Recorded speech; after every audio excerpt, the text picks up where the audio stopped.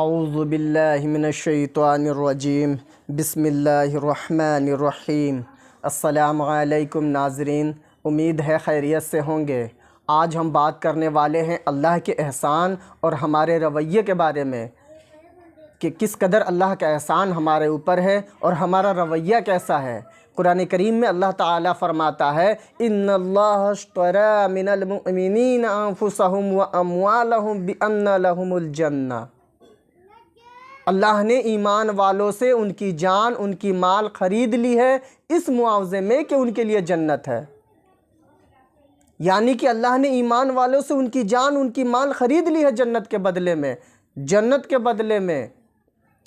जबकि जान भी अल्लाह की दी हुई है और माल भी अल्लाह का दिया हुआ है।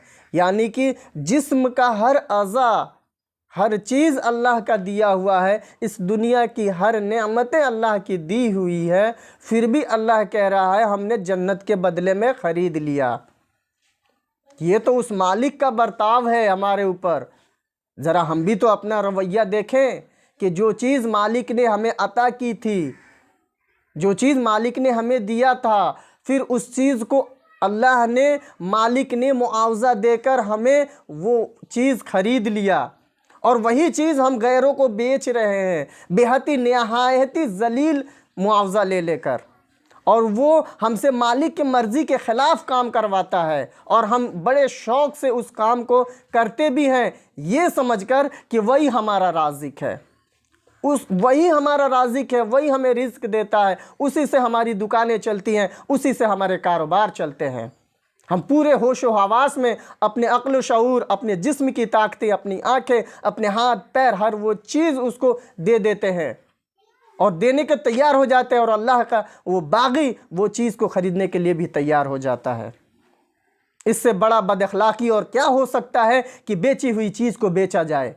बेची हुई चीज़ को बेचना कानूनी और अखलाकी जुर्म है। दुनिया में कोई शख्स बेची हुई चीज़ को अगर बेचता है तो उस पर फ़रेब धोखेबाजी का मुकदमा चलाया जाता है। क्या अल्लाह के यहाँ इस पर मुकदमा चलाया ना जाएगा? मेरे दोस्तों, हम कलमा ला इलाहा इल्लल्लाह मुहम्मदुर रसूलुल्लाह पढ़ते हैं, समझ बूझ कर इकरार करते हैं, तो हम पे ये लाजिम हो जाता है कि हमें इताअत अल्लाह की ही सिर्फ़ करनी है। हमारे ग़ुलामी सिर्फ़ अल्लाह के लिए है। हमें अल्लाह की ही पैरवी करनी है, चाहे दुनिया में कितना ही मुश्किल क्यों ना आ जाए। जो ये शख्स समझता है कि अल्लाह के कानून को तोड़ना बड़ा आसान है, क्योंकि अल्लाह के कानून, अल्लाह का फ़ौज, अल्लाह की जेल इस दुनिया में मौजूद नहीं है, तो उस शख्स से आप क्या उम्मीद कर सकते हैं?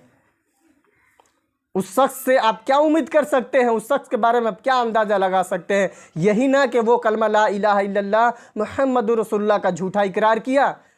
वो अपने आप को धोखा दे रहा है, पूरे उम्मत मुसलमान को धोखा दे रहा है, वो अपने नफ्स को धोखा दे रहा है।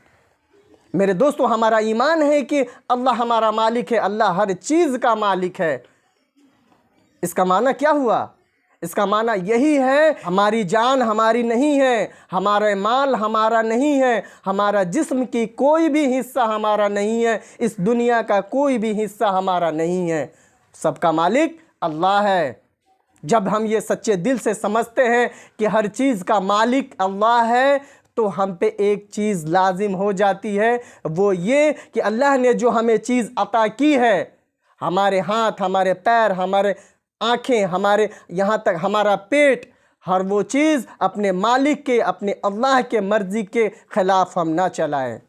अगर हम उसके मर्ज़ी के ख़िलाफ़ चलाते हैं तो ये सरासर जुर्म है, धोखा है। अल्लाह ने हमें आँखें दी हैं, हम वो चीज़ देखें कि जो अल्लाह उसे पसंद करता हो, अल्लाह का हुक्म हो। हम वो पैर उस जगह पे चला लेकर जाएं जो अल्लाह का हुक्म हो। हम पेट को ऐसे चीज़ से भरें जो अल्लाह का हुक्म हो।